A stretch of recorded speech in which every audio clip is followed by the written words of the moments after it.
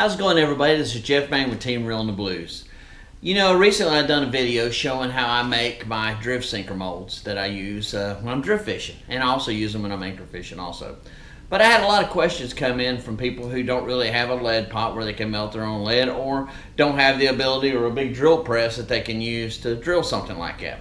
So I decided I would do a little video here, and you see a bunch of different versions of these type of drift weights, but I'm going to show you my take on a couple of the drift weights out there. Like I say, normally I just use stick weights. This one here is about 3 ounces. Again, I use a mold that I make. If you haven't seen that video, it should pop up right up here. Click on it and watch it. It's a pretty good video. But these work real good. I really don't have a problem with these getting hung up any more than any other normal drift weight. They do bounce and dig in a little bit more than some of the traditional drift weights, like the slinky weights you make by stuffing the shot inside the paracord. But that's just one version. You'll see several versions out there. You've also got these ones like this. These are made by Bonetown. I think it's, let me get the name correct. It's Bonetown Catfishing. They're around here on Lake Watery. You can look them up online, I'm sure. But they make a version. They even make kits that has everything already put together. But it's a real nice drift weight. It's more of a slinky type version. They seem to work pretty good. This one here is about 2.5, maybe 3 ounces. Like I say, you can make your own, but sometimes it's just easier to buy them. I'm not sure the price on these. I won these in a raffle. I have used them. They're good drift weights.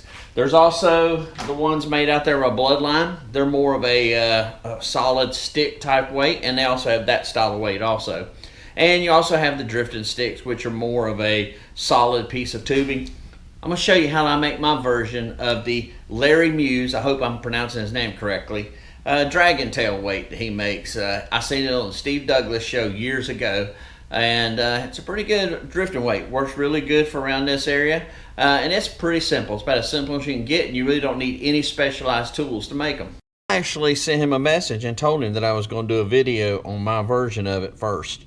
Just out of respect. Like I say, he was the first one I seen that come up with this idea. And like I say, he sent me a message right back and said, go for it.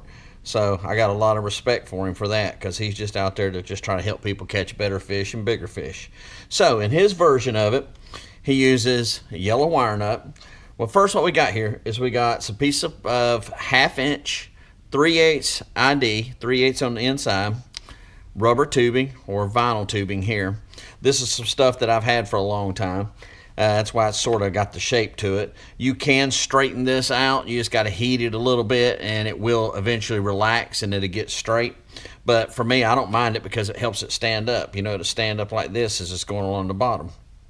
But in his version, he uses something like the Gorilla Glue. He'll put a little glue on this wire nut, and you'll notice the yellow ones will go right up inside there. And all you got to do is just push it up inside of it like that. I'm not going to push it too awful far up in there, but you push it right up inside the hole like this, and you get the glue on it, and that'll hold it and it won't pop out. And then what he does in his version, he fills it with some sort of lead, either using lead shot or some sort of thing like that. But what I usually do, just to make it easier, I put my lead shot. What this is recycled lead shot. It's just all different sizes. But I put it in a little container like this, and I'll pour. You can see it starting to fill it up down there. I'll pour about half full. And like I say, you can make these up to 2 foot long.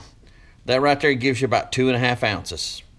It's quick and easy. And then what he does, he takes the same thing, takes another yellow wire nut, puts a little glue, pushes it down in there, and then he's got a completed rig. And he'll take a little eye hook, the kind that's got the closed end on it. He'll screw it into the end of it. And like I say, you can pull the video up on, I think it's Steve Douglas has a good version of it. Just punch up, I think he calls it the dragon tail. And he's got his version of how he makes it. But that's how you make it, pretty much in a nutshell. Now, what makes my version of it just a little bit different is I'll show you.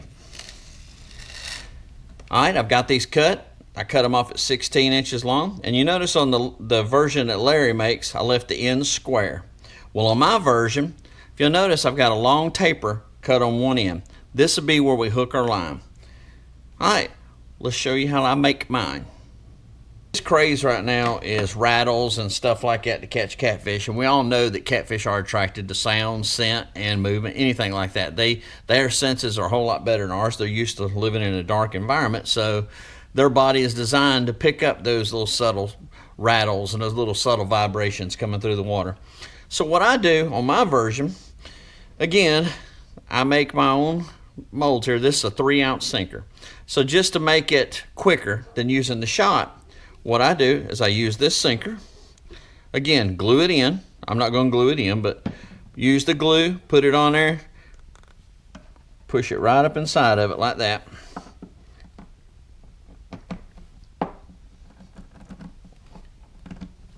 There we go. We've got it stuffed up inside of it.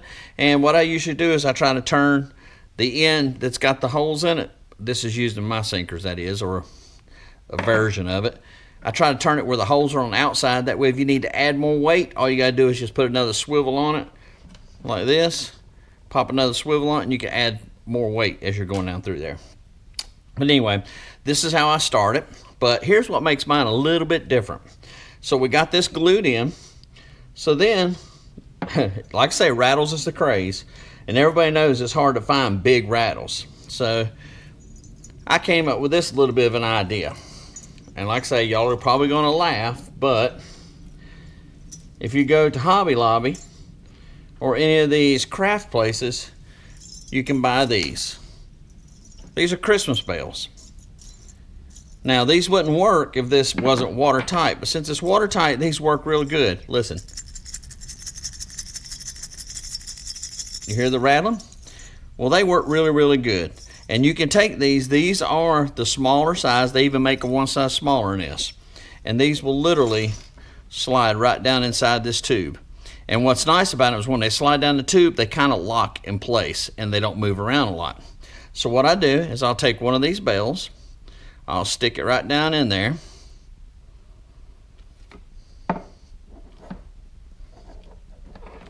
Then I'll just push it on down in there to where I want it.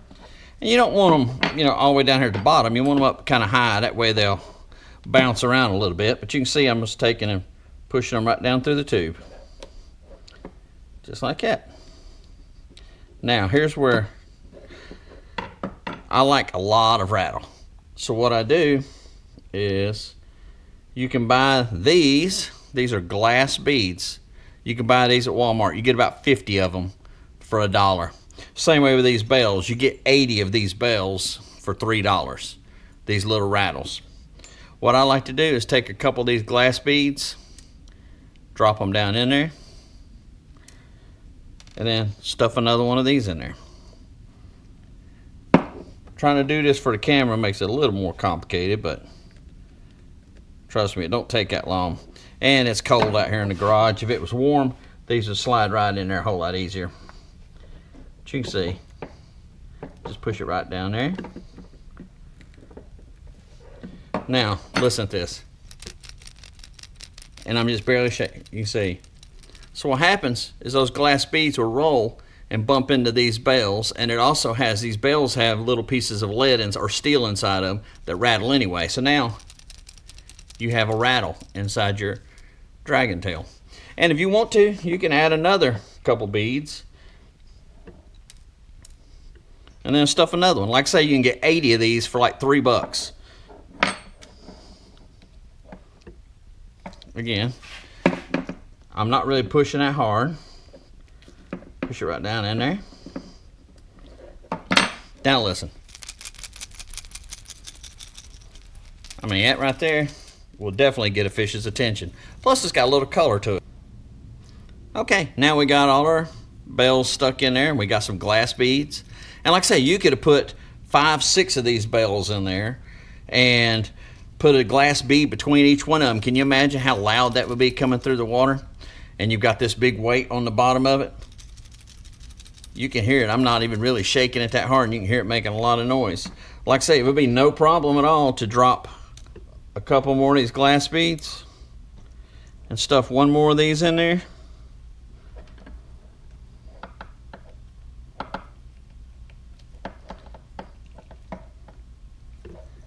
And you can see those bales are just the right size that they bind up. I mean, that sounds awesome. So now that we got that, instead of, you can use the wire nut and glue it in there. But what I do, I buy these smallest styrofoam float. They sell, again, Walmart. You can get, I think, 5 for $1. But what I do is I take these, again, put a little Gorilla Glue on it, put some Gorilla Glue right there, slide these right down inside the weight, push it all the way down in, take this pin out, put a little Gorilla Glue in there, shove the pin right back down inside the hole, and what you wind up with, I'll push it all the way down in there. Alright, so now we've got the styrofoam bobber pushed down in there. You can see I pushed it way down inside of it.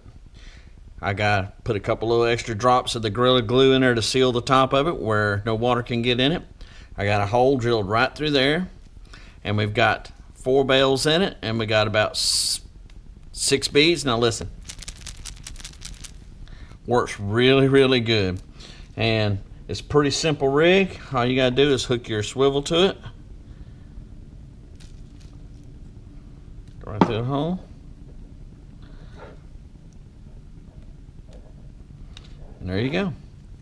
And like I say, this rig works really good because this heavy end I lay down, and because of that extra flotation you got up here, this thing floats up off the bottom. You can see it's floating up about, pretend this is the bottom, so you can see how far above the bottom this floats, and it keeps it where if it hits anything, it just slides right over. Alright, I went ahead and made another version real quick of sort of like what Larry made.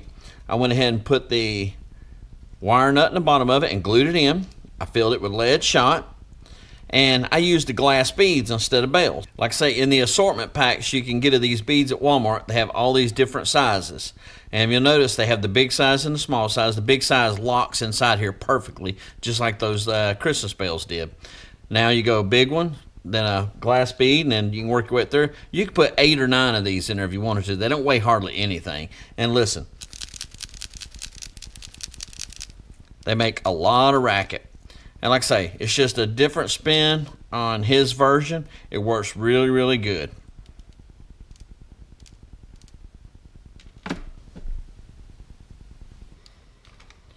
There we go. There's the completed rigs. This one here, I'm using the bales with some glass beads. Makes a lot of racket. And this is more of a conventional rig like what he used, using lead shot in the bottom with the wire thing in the bottom. But the way I changed it up is I used glass beads, and listen, a lot of racket. And this float actually will help it stand up a little bit more as it's going across the bottom. You can see I just drilled a hole through there. That right there can take a lot of force before it'll tear out. Alright, I hope this helps somebody catch their personal best. Altogether, I've got maybe 50 cents in those two right there.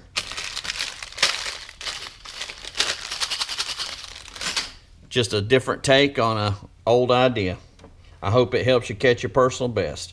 If you have any questions or comments, feel free to leave them. I'll answer them as soon as I can. Thank you for watching.